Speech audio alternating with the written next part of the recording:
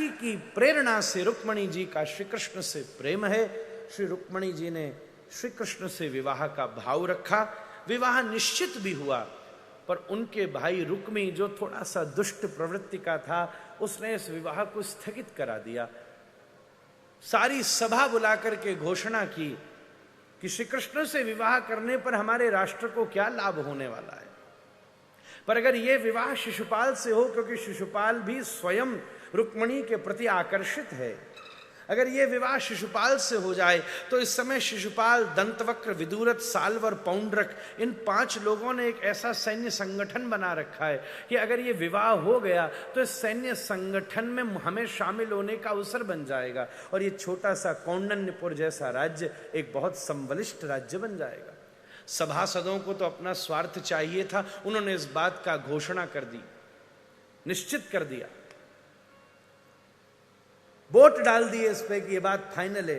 अब राजा इसके पराधीन हो गया, क्योंकि विरोध में जाए तो जैसे कंस ने सभा के बीच उग्रसेन जी को कारागार में डाल दिया, भीष्मक को भी डाल देता। ये भारतीय संविधान का स्वरूप था, मनुस्मृतियों का स्वरूप है।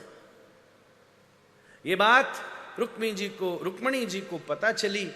वो अत्यंत उदास होकर पिता भीष्मक के पास जाकर बोली, मैं कृष्णानुरागिनी हूं।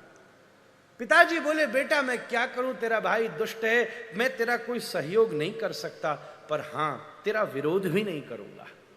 तो जिस मार्ग से भगवान को पा सके तू पा सकती है, कृष्ण को पाने के लिए मैं रोकूंगा नहीं तुझे, अभी भी नहीं रोकूंगा। एक मित्र को संदेश भेजना हो तो माध्यम डाकिया होता है, प्रभु को संदेश भेजना हो तो माध्यम गुरु होता है। श्री रुक्मणी जी ने गुरुदेव को बुला करके सुंदर पत्र को लिखा और वो दिव्य पत्र उन्हें प्रदान किया।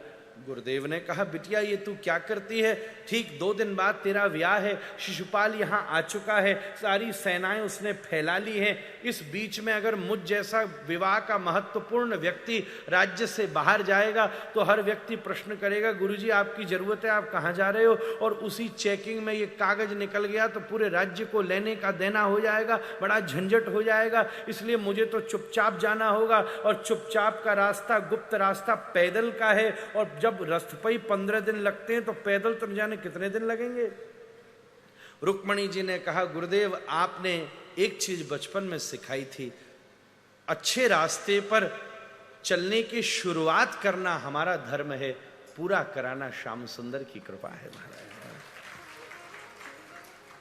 आप चले तो सही। श्री गुरुदेव ने पत्र को दबाया और मंद्र मंद्र गति से चल दिए। सुबह से रात हो गई, अभी तो कौंडन्यपुर के राज्य की सीमा भी पूरी नहीं हुई। एक पेड़ के नीचे बैठ गई और वहां नींद सी आ गई। वैसे भी वृद्धावस्था में लेटने से ज्यादा बैठने पर नींद आती है महाराज। सो गए, न जाने कब तक सोते रहे। कुछ देर बाद नेत्र खुले तो देखा द्वारिका का द्वार सामने था महाराज। एकमात्र भगवान का ही तो धाम ऐसा है, तुम सत्य के पथ पर जितना आगे बढ़ो, सत्य भी तुम्हारी तरफ उतना ही आगे बढ़ेगा महाराज।